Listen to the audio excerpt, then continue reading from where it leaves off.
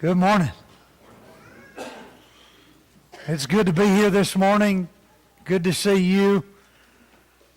I understand the ladies had a great day yesterday, and we're privileged to have Miss Becky hanging around with us this morning, and wish her safe travels home this afternoon back to Texas. I know many of you ladies were able to enjoy her not only yesterday but this morning as well in Bible class, and very grateful for that opportunity. I know many came and visited and encouraged our ladies as well yesterday, and so to each one who had a hand in that, thank you, and I appreciate so much all your work and efforts in Ladies' Day.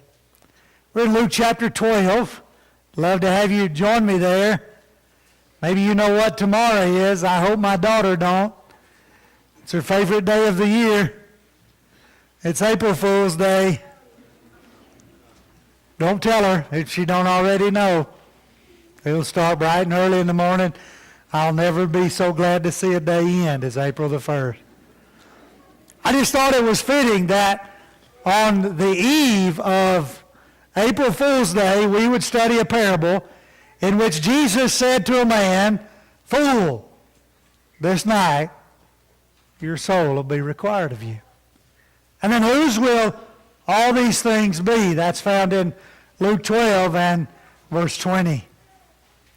In our series of studying the parables here, we really have no rhyme or reason. We're studying from Luke's account every time, but other than that, we have no schedule by which we're following, and so I thought it would be a connection there to your mind to think about what it is that makes one foolish. What it is that causes one to act or to behave or to conduct themselves in a foolish manner. As I've told you before, I know the parable. I'm kind of convinced that most of you know the parable that Wade read a moment ago.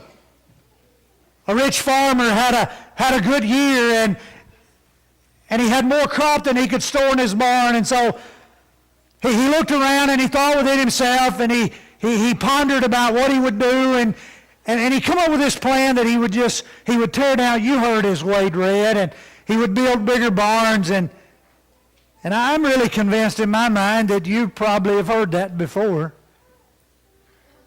Maybe you even know the conclusion of that and why Jesus called him foolish and how he was asking. But as I've told you before, it's what leads up to the parable and then what's behind the parable that has been most intriguing to me. I've heard this parable many, many times before, and I've even heard the application and the understanding, and I'm not going to share anything with you in terms of application that you hadn't probably already heard this morning. But why did Jesus tell this parable on this occasion? And that's the question that I find myself asking more and more throughout this study of this series. When you go back to verse 13 of Luke chapter 12, Jesus gets interrupted from the crowd. And a man says to him, "Rabbi," or teacher, "tell my brother to divide the inheritance with me."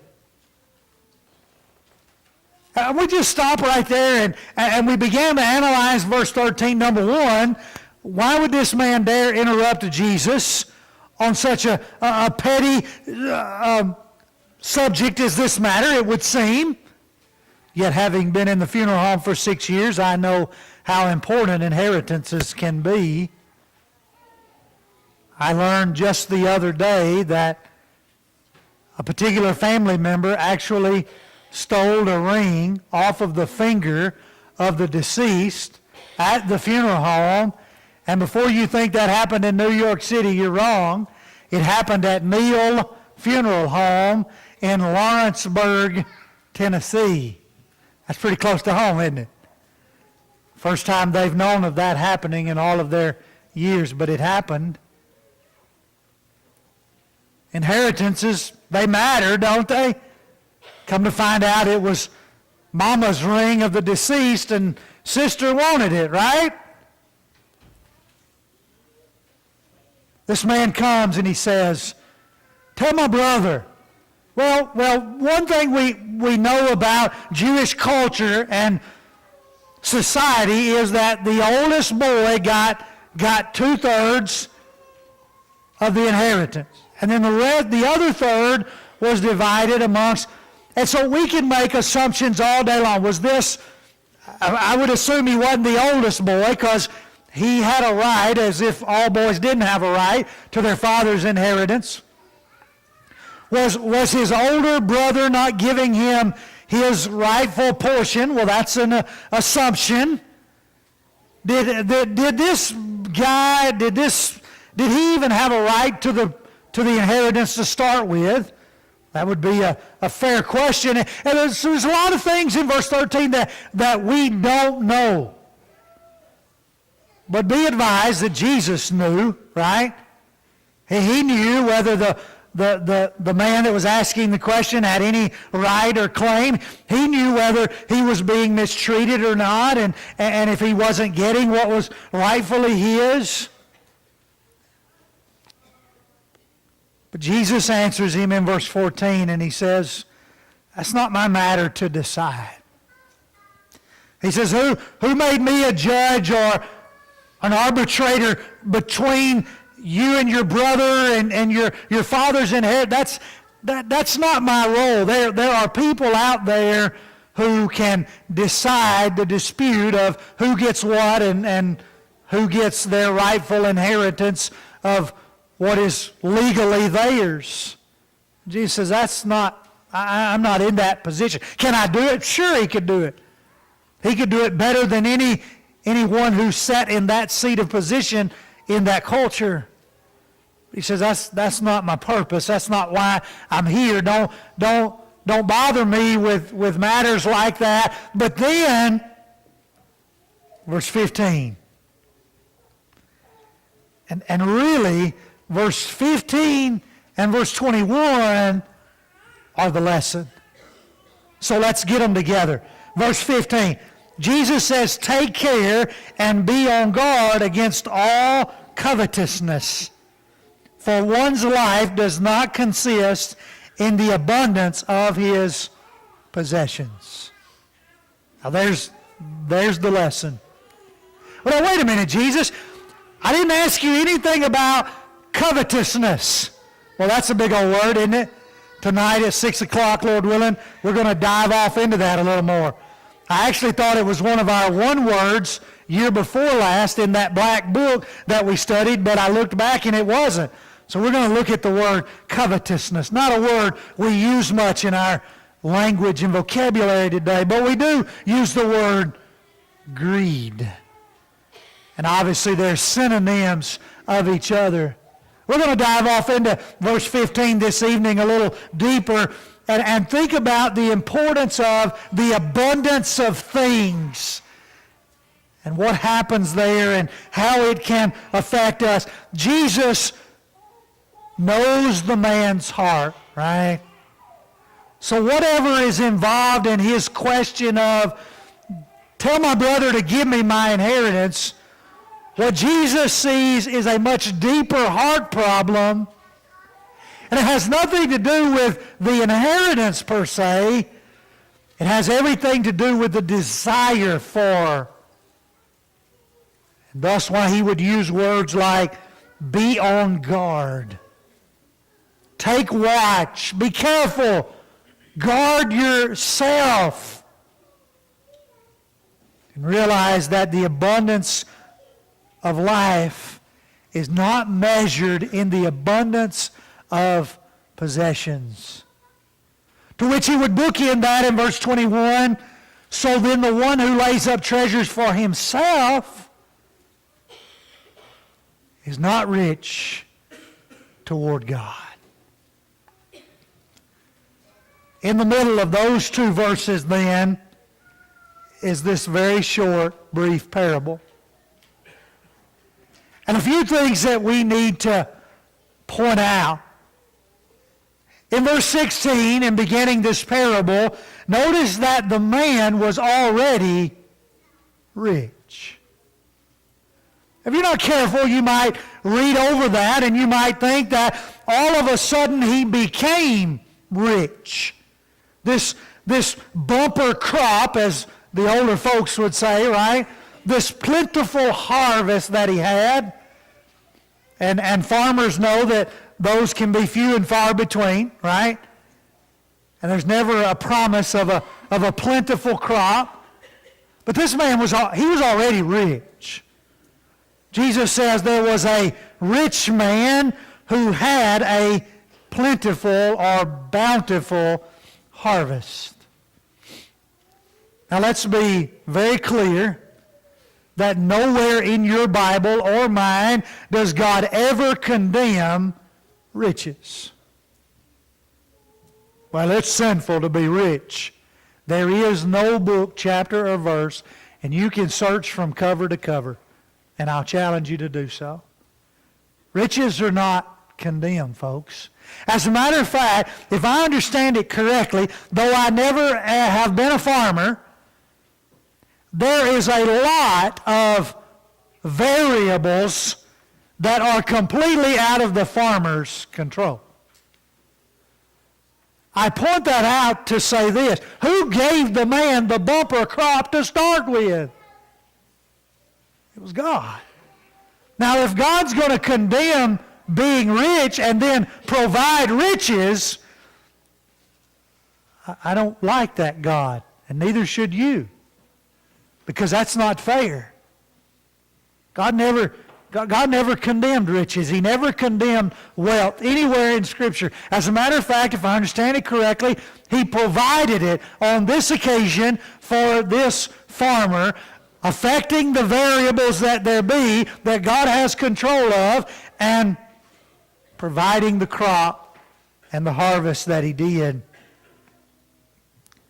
Here's where the problem happens, and it's in verse 17.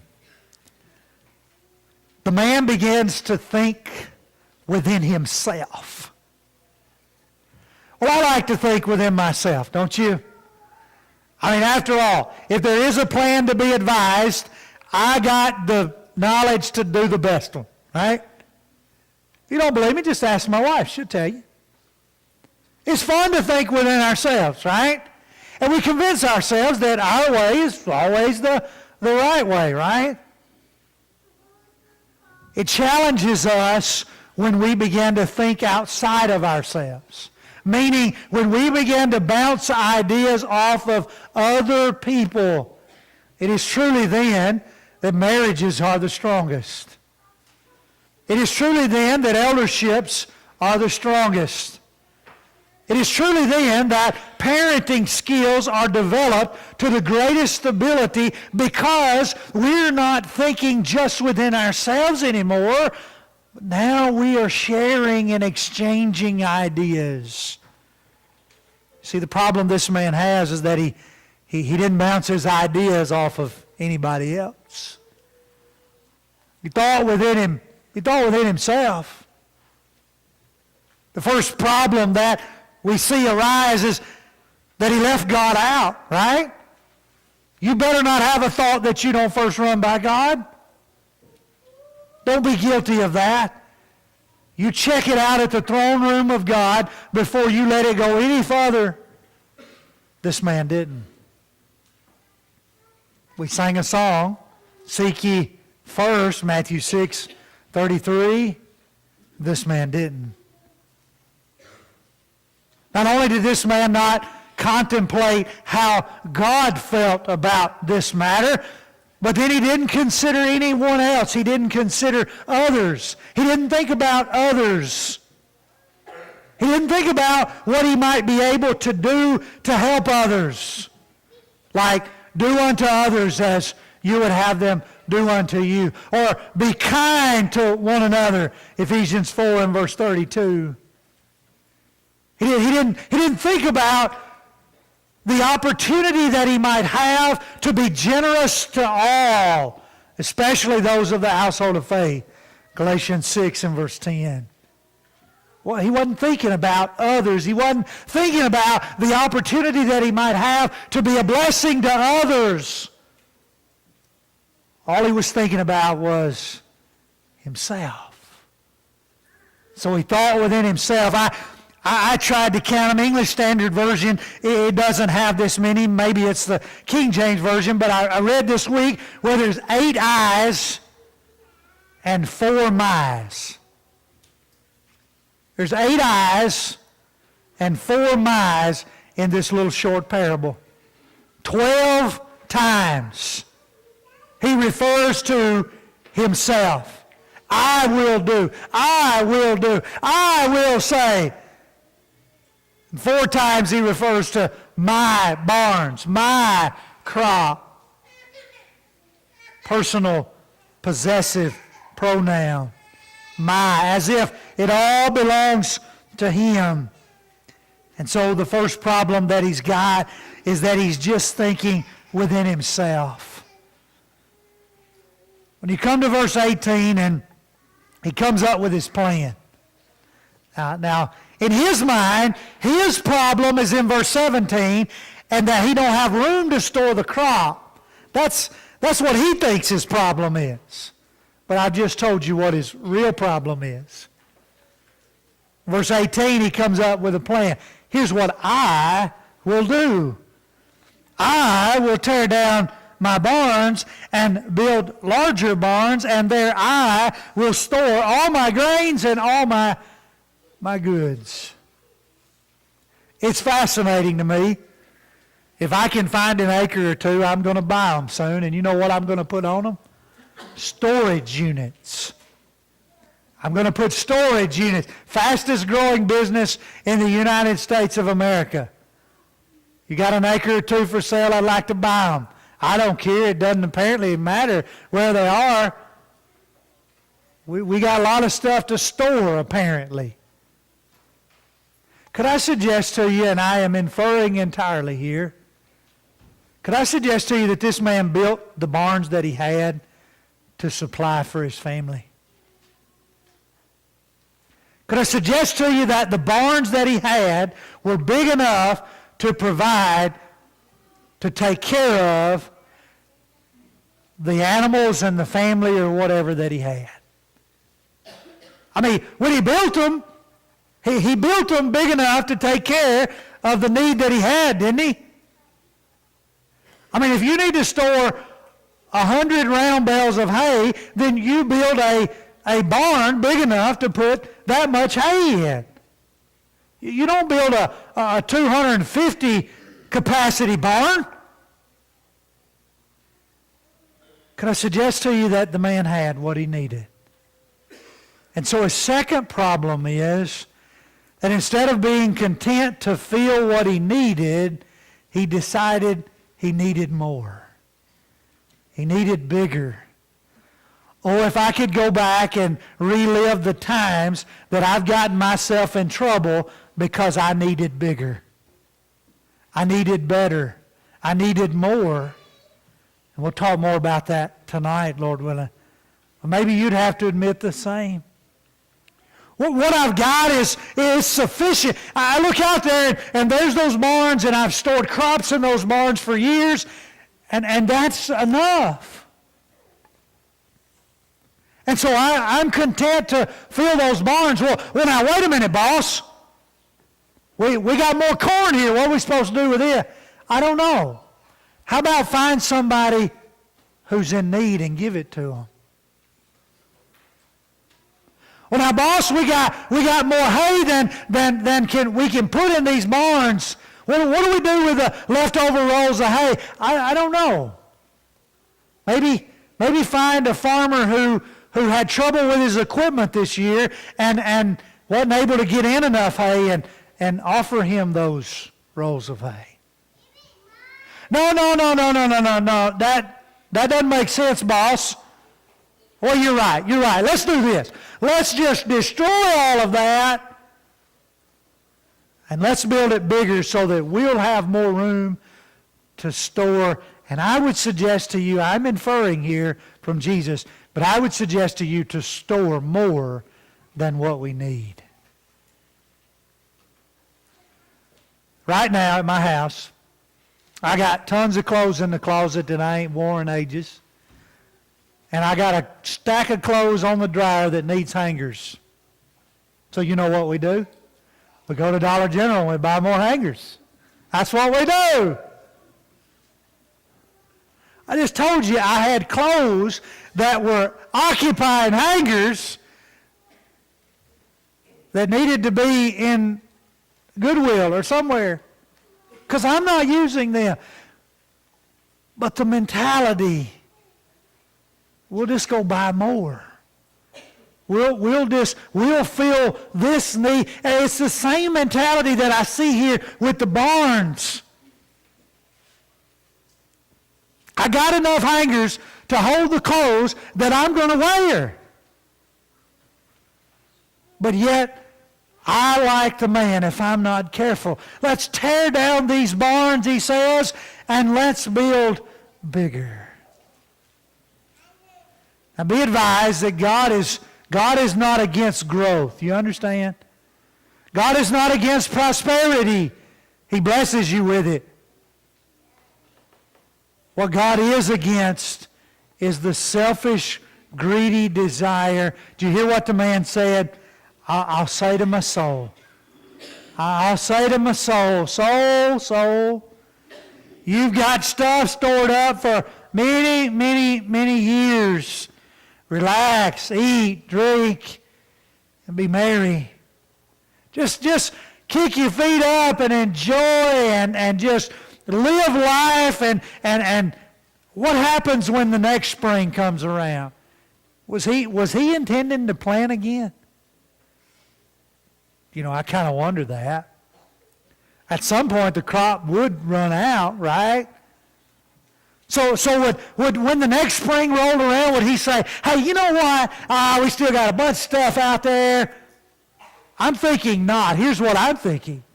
I'm speculating, but I'm thinking he would say, well, you know, those barns ain't as full as they were last fall. Let's see if we can't get a little bit more. Let's see if we can't fill them things back up. Or it might just be that this year's our year, and we'll need to build even bigger barns. Oh, that'll be pretty cool. To which Jesus said in verse 20, you ain't going to have next spring, Bubba. You ain't even going to have another day. And then, whose will all this be? What happens in verse 20 is what we call a reality check, right? Some people call it a gut check. And we all need them in life, don't we? My daddy used to say, son, you're getting too big for your britches. It's time for a reality check, right? In verse 20, Jesus says to this man, hey, you've lost sight of, you're getting too big for your britches. You've lost sight of what is truly most important and what really matters. It ain't your barns. It ain't your crop. It's the fact that you've lost sight of God and you've lost sight of everyone else, and all you're concerned about now is I and my.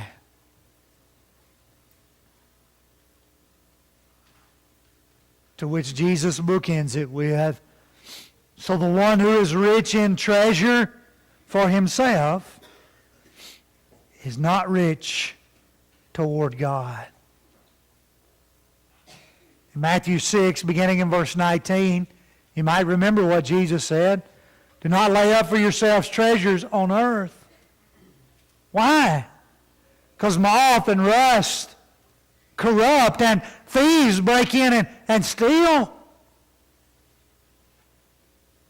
But lay up for yourselves treasures in heaven. Why? Because moth and rust cannot corrupt and thieves cannot break in and steal. For where your treasure is, there, Matthew 6:21, there's where your heart is. Jesus says in Luke 12 and verse 21, where you got your treasure?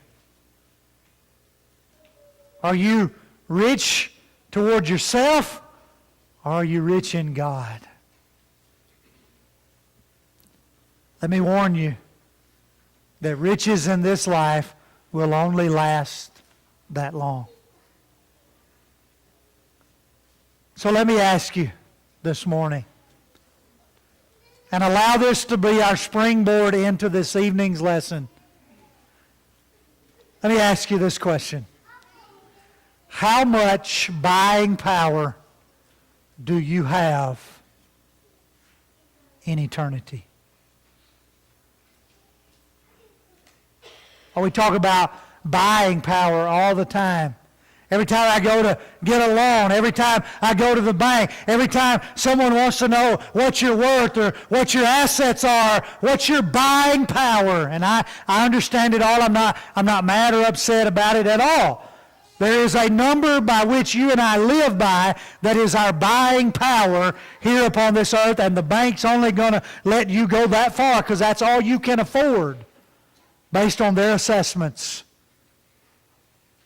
And that's fine and fair and dandy, and I'll live with it and be fine with it, and so will you. But here's what I want to know. What's your buying power in eternity? What can you afford there? How rich are you toward God?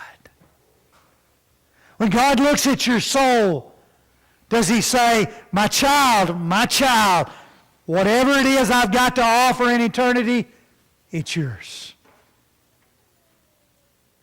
Through the blood of Jesus, does He see you as washed and cleansed, sanctified and purified?